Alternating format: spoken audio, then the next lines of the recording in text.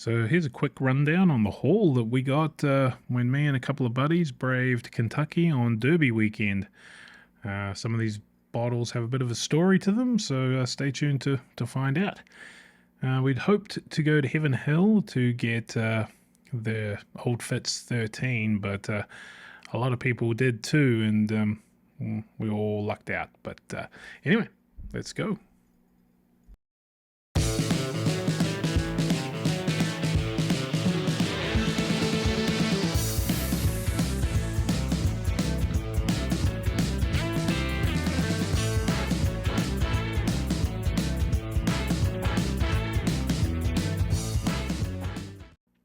So Heaven Hill opens at about 9:30.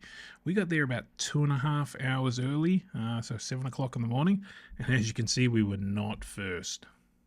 So it was about a week ago they did their big release of their Old Fitz 13. It's the very, very special that they only release at the distillery here. Here's my two buddies. It's Homer from Deck Night on the Rocks and Roy from Roys Rickhouse on TikTok. Yeah, look at all the people. We're all hoping for that Old Fitz. We're all about to get very disappointed. They did drop 1,000 bottles of the Old Fitz previously, so it was a select stock. They'd been doing it the past couple of days. They've got a couple of different select stocks, and this was the sherry finished one. Day before was Armagnac, day after was brandy. And this is Bardstown Bourbon Company just around the corner. This is a awesome facility, brand new. Bardstown has been using a lot of other people's whiskey in their whiskeys, but now I think with all their stuff coming of age, there's a lot of people that are starting to use theirs. They use theirs in a lot of their stuff now, so yeah, these guys have got some money and they aren't scared to spend it.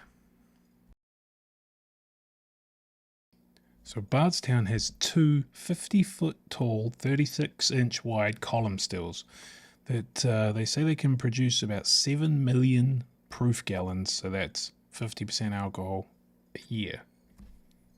You need a banana. What do you do, like put a banana up there? Banana for scale. Banana for scale. Big one.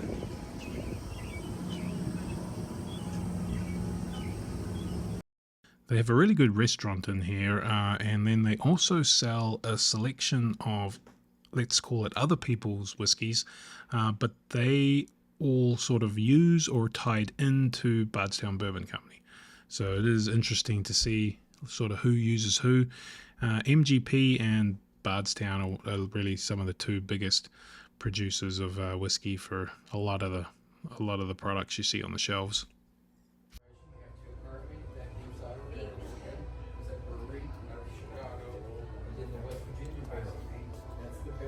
Not a bad price for the K-Luke compared to like Total Wine, but still. And yes, this is Wild Turkey's new gift shop. Finally, after quite a few years, it is finally open. And it is very nice, very impressive. I think this is like day 2 or 3 of it being open. So they were still learning the ropes a little bit, but man, it's real nice and it's got some crazy good views. Be a good place to just hang out, have a few drinks, and check out the gorgeous Kentucky backgrounds. So yeah, as you can see on the inside, it's a lot nicer than the shack they were at. There's a chair where Jimmy sits, just like in the other one, where he'll sign bottles. They got this walkway to a gift shop down the bottom. All these big video screens and stuff on the walls. It's, like I say, very impressive. Same sort of stuff at the gift shop, probably a little bit more.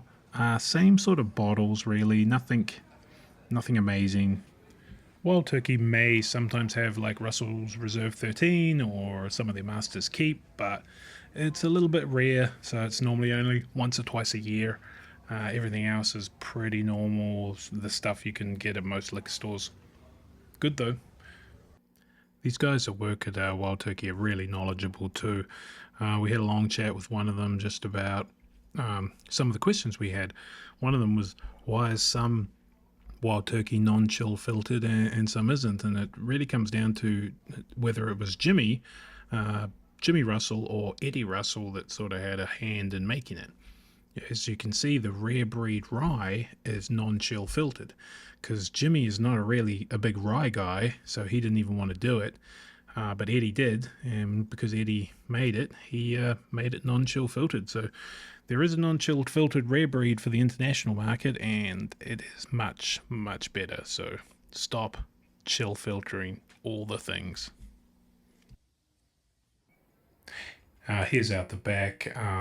These are going to be great views in summer and spring and autumn. Oh man, in fall, it's going to be great out here. So I'm just going to let this play so you guys can listen to the birds.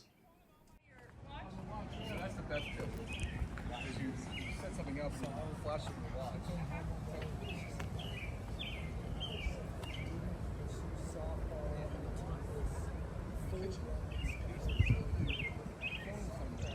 Ran downstairs in the basement.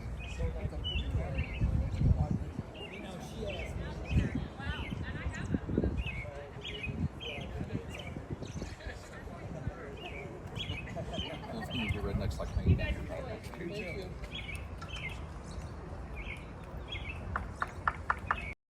Now this is going up the ramp to sort of like the second level, and this is where the bar is. There's also a bar sort of downstairs, I believe, in the gift shop, but this is where the main bar is.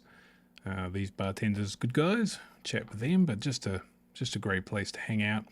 Now the only downside is the cost of the drinks here. They are pretty pricey, but like I think $55 for a half-ounce pour of like something like a Russell Reserve single Rickhouse, which is just a little bit too pricey, I think.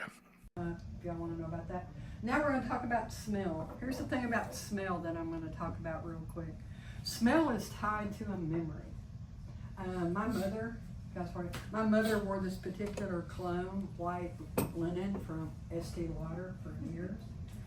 And whenever I smell white linen, it's not as frequently now. People move on to other things. I don't know. I get a profound sense of my mother. Jimmy grew up on a farm, raising cattle and other livestock, feeding them. He says his first smell is sweet feed, which makes perfect sense to me.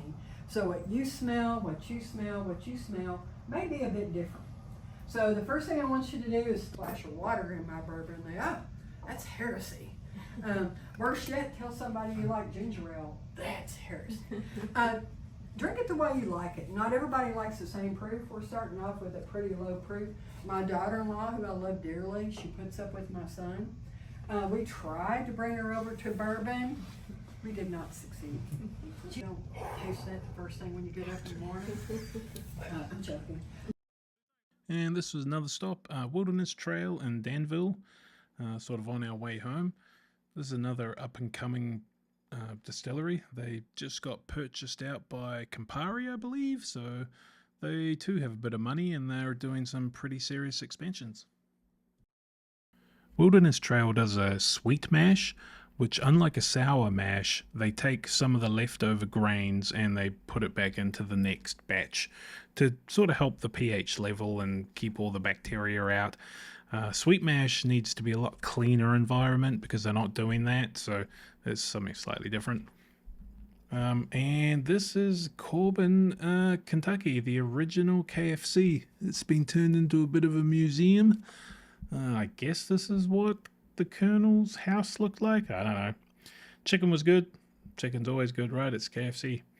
Now, you may be asking, hey, I saw a King of Kentucky at the start of it. What happened about that? Well, that was actually, we went to Liquor Barn, and my friend James had never tried King of Kentucky before, so because he drove, I was going to buy him a pour. They said there wasn't enough in it, so they actually gave us the last little half ounce for free, which was great.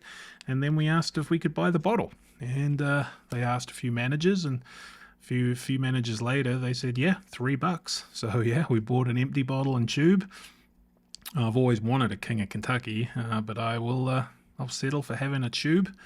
But James is having some fun online, sort of posting to our bourbon group that we got a King of Kentucky. But unfortunately, it had no King of Kentucky in it.